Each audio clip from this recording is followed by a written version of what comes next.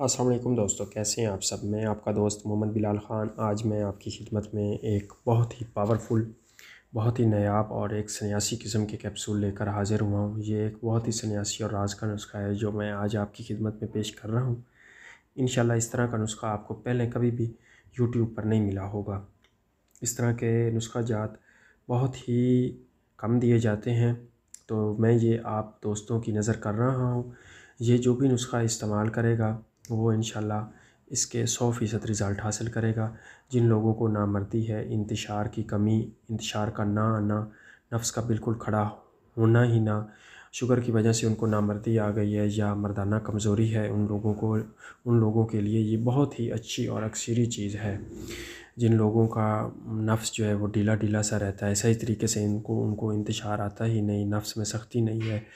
एक बार अगर हम बिस्तरी कर लें तो दोबारा से उनको इंतशार आता ही नहीं है। बिल्कुल ही जो नामर्द हैं उनके लिए भी ये एक अक्सीर का काम करता है। इसको बनाने के लिए आपको जिन चीज़ों की ज़रूरत है वो आप नोट कर लें। सबसे पहले आपको जुंद बदस्तर चाहिए, वो आपने लेना है 2 तोले। उसके बाद ज़ाफ़रान चाहिए, वो आपने 1.5 तोला लेना है।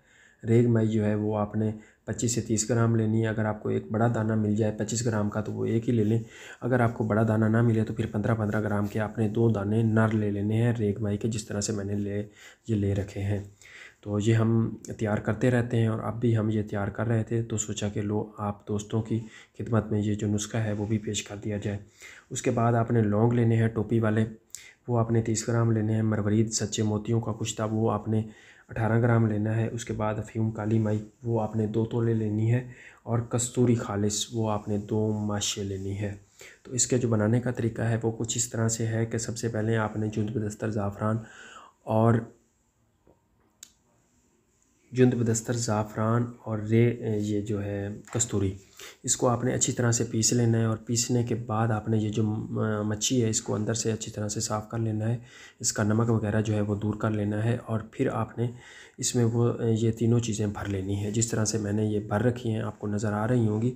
उसके बाद आपने ये जो है लौंग और अफ़ीम इसका आपने अच्छी तरह से कूट कर एक पेस्ट बना लेना है। एक आपने पेस्ट सा बना लेना है जिस तरीके से मैंने ये बनाया हुआ है। और इसी तरीके से आपने मच्छी के ऊपर लगाकर इसको अच्छी तरह से आपने बिल्कुल ही लगा लेना है। किसी शहद की मदद से आप इसका पेस्ट बना लें या थोड़ा सा पानी जार के गुलाब डाल के आप ये पेस्ट बना सकते हैं। फिर आपने इसको धूप में रख देना है।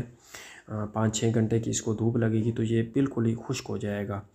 जिस तरह से कि आप आगे देख रहे हैं कि इस तरीके से ये अब हमारी जो रेग माई है वो बिल्कुल ही खुश्क हो गई है। अब हम इसको कीकर की छोटी छोटी सी लकड़ियाँ तोड़कर एक प्लेट में रख कर हम इसको फ्राई कर लेंगे।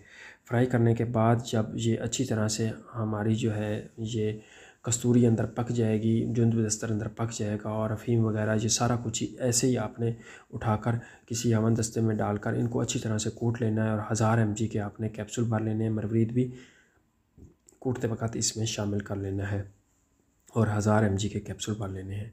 बहुत बहुत शुक्रिया जी। अल्लाह।